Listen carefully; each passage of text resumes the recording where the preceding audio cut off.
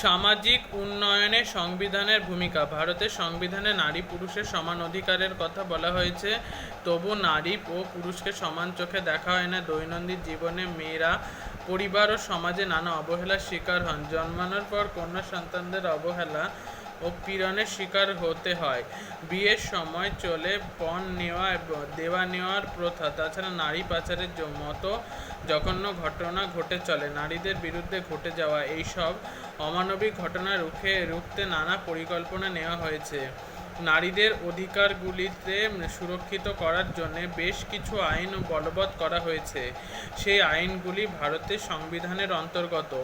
পাশাপাশি নারীদের শিক্ষা প্রসারের উপরেও জোর দেওয়া হয়। শিক্ষার ক্ষেত্রে নারীদেরও পুরুষের সমান সুযোগ সুবিধা দেওয়ার কথা বলা হয়েছে। ওসবের মাধ্যমে সামাজিক ক্ষমতা বাড়ানোর উদ্যোগ তৈরি করা হয়েছে। 2005 খ্রিস্টাব্দে সংবিধানগতভাবে বলা হয়েছে যে জমি ও সম্পত্তির অধিকার রক্ষার ক্ষেত্রে নারীদের পুরুষ সমান অধিকার দিতে হবে।